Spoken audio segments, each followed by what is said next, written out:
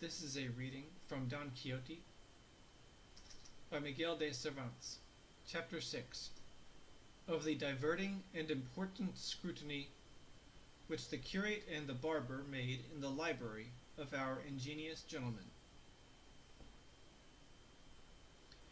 He was still sleeping, so the curate asked the niece for the keys of the room where the books, the authors of all the mischief, were, and right willingly she gave them to him. They all went in, the housekeeper with them, and found more than 100 volumes of big books, very well bound, and some other small ones. The moment the housekeeper saw them, she turned about and ran out of the room, and came back immediately with a saucer of holy water and a sprinkler, saying, "Here, your worship, Signor Licentiate, sprinkle this room. Don't leave any magician of the many there are in these books to bewitch us in revenge for our design of banishing them from the world." The simplicity of the housekeeper made the licentiate laugh, and he directed the barber to give him the books one by one to see what they were about, as there might be some to be found among them that did not deserve the penalty of fire. "No," said the niece, "there is no reason for showing mercy to any of them. They have every one of them done mischief. Better fling them out of the window into the court, and make a pile of them, and set fire to them, or else carry them into the yard, and there a bonfire we can be made without the smoke giving any annoyance." The housekeeper said the same, so eager were they both for the slaughter of those innocents. But the curate would not agree to it without first reading at any rate the titles.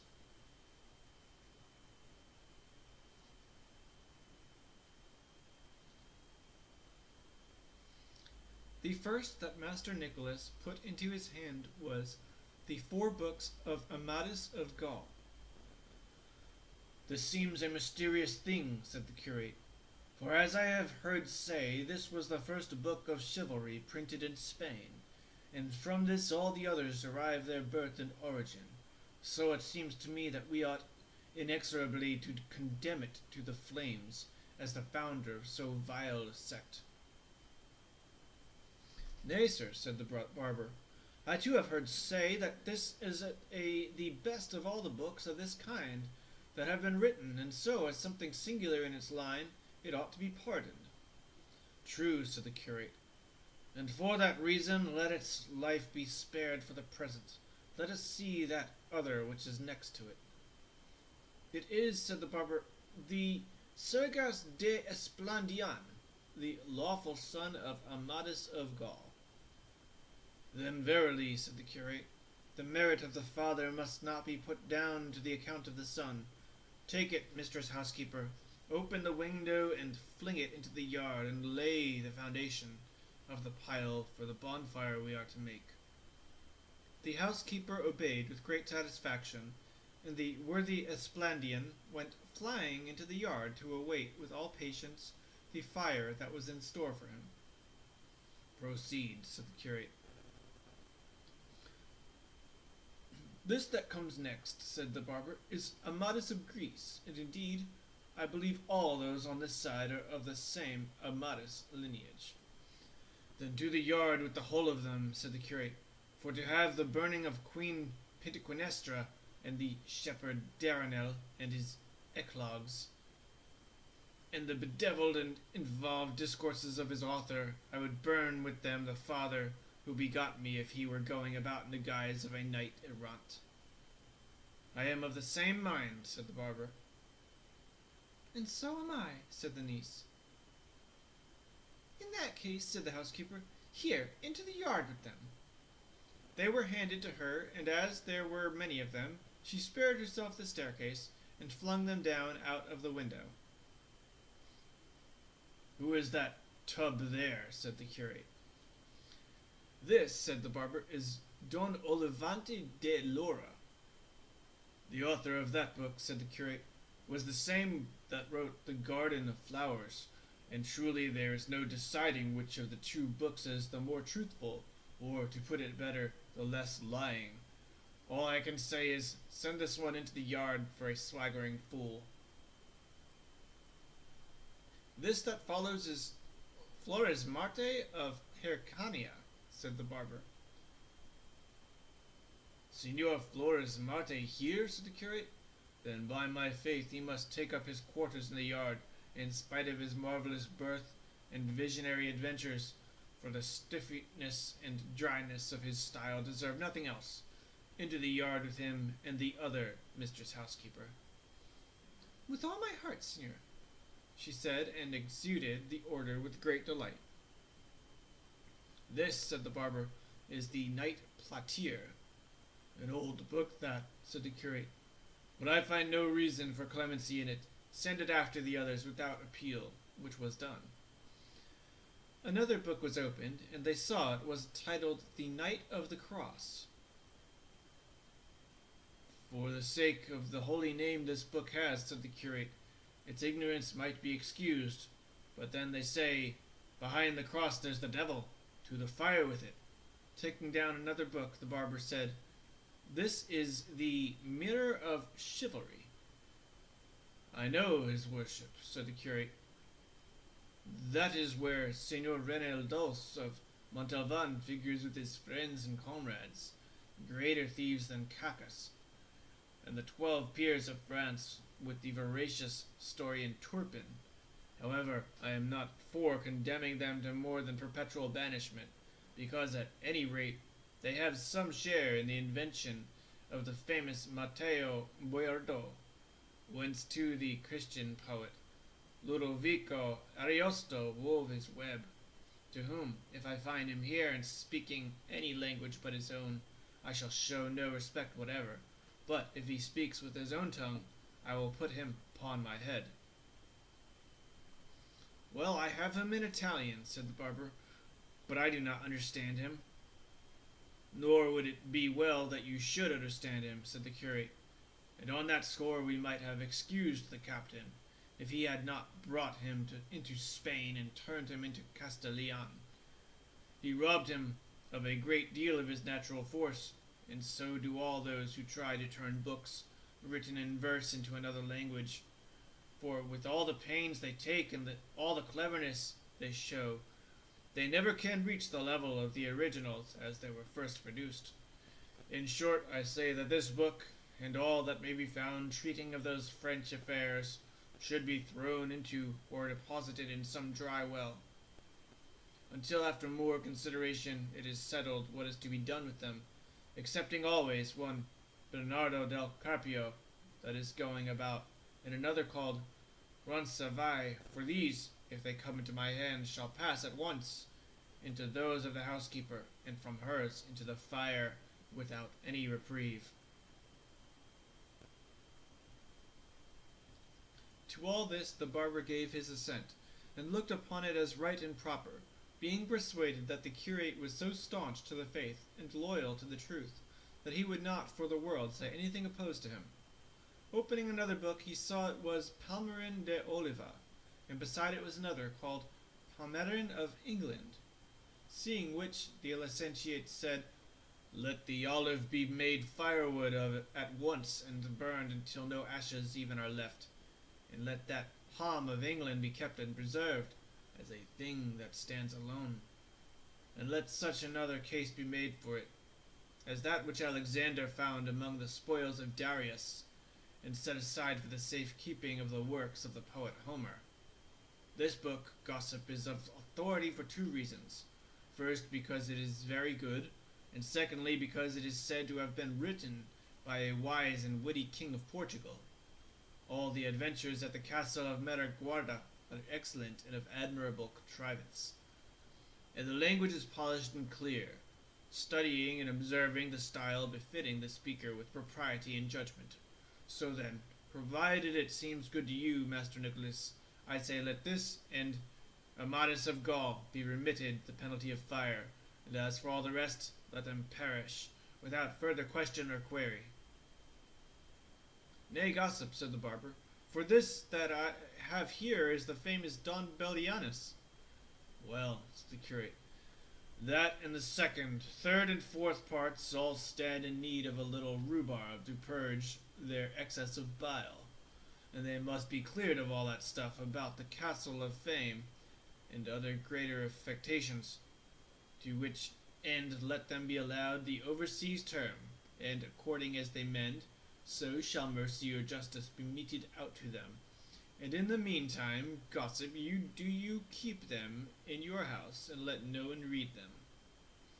With all my heart, said the barber, and not caring to tire himself with reading more books of chivalry, he told the housekeeper to take all the big ones and throw them into the yard. It was not said to one dull or deaf, but to one who enjoyed burning them more than weaving the broadest and finest web that could be, and seizing about 8 at a time, she flung them out of the window.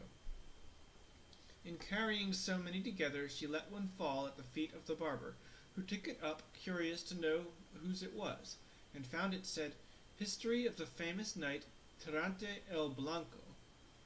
God bless me, said the curate with a shout. Tirante el Blanco here? Hand it over, gossip, for in it I reckon I have found a treasury of enjoyment and a mine of recreation. Here is Don Carileson of Montalvan, a valiant knight, and his brother Thomas of Montalvan, and the knight Fonseca. With the battle the bold Tirante fought with the mastiff, and the witticisms of the damsel Plaza de mi Vida, and the loves and wiles of the widow Reposada, and the empress in love with the squire Hippolito. In truth, gossip, by right of its style, it is the best book in the world. Here knights eat and sleep and die in their beds, and make their wills before dying, and a great deal more of which there is nothing in all the other books. Nevertheless, I say he who wrote it, for deliberately composing such fooleries, deserves to be sent to the galleys for life. Take it home with you and read it, and you will see that what I have said is true. As you will, said the barber. But what are we to do with these little books that are left? These must be not chivalry, but poetry, said the curate, and opening one he saw it was the Diana of Jorge de Montemayor, and supposing all the others to be of the same sort. These, he said, do not deserve to be burned like the others, for they neither do nor can do the mischief the books of chivalry have done, being books of entertainment that can hurt no one. Ah, senor, said the niece, your worship had better order these to be burned as well as the others, for it would be no wonder if, after being cured of his chivalry disorder, my uncle, by reading these, took a fancy to turn shepherd and range the woods and fields, singing and piping, or, what would be still worse, to turn poet, which they say is an incurable and infectious malady. The damsel is right, said the curate, and it will be well to put this stumbling block and temptation out of our friend's way. To begin then with the Diana of Montemayor, I am of the opinion it should not be burned, but that it should be cleared of all that about the stage Felicia and the magic water, and almost all the longer pieces of verse. Let it keep and welcome its prose in the honor of being the first of books of the kind. This that comes next, said the barber, is the Diana, entitled the second part by the Salamanca, and this other has the same title, and its author is Gilpolo. As for that of the Salamancan, replied the curate, let it go to swell the number of the condemned in the yard, and let Gilpolo's be preserved, as if it came from Apollo himself. But get on, gossip, and make haste, for it is growing late.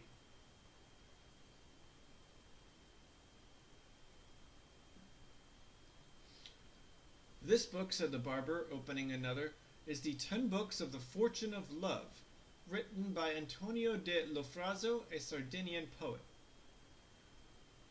By the orders I have received, said the curate, since Apollo has been Apollo, and the muses have been muses, and poets have been poets, so droll and absurd a book as this has never been written, and in its way it is the best and the most singular of all of this species that have as yet appeared, and he who has not read it may be sure he has never read what is delightful. Give it here, gossip, for I make more account of having found it than if they had given me a cassock of Florence stuff. He put it aside with extreme satisfaction, and the barber went on. These that come next are the Shepherd of Iberia, Nymphs of Henares, and the Enlightenment of Jealousy. Then all we have to do, said the curate, is to hand them over to the secular arm of the housekeeper, and ask me not why, or we shall never have done. This next is the Pastor de Filida. No pastor that, said the curate, but a highly polished courtier. Let it be preserved as a precious jewel. This large one here, said the barber, is called the Treasury of Various Poems. If there were not so many of them, said the curate, they would be more relished. This book must be weeded and cleansed of certain vulgarities, which it has with its excellencies. Let it be preserved because the author is a friend of mine, and out of respect for other more heroic and loftier works that he has written.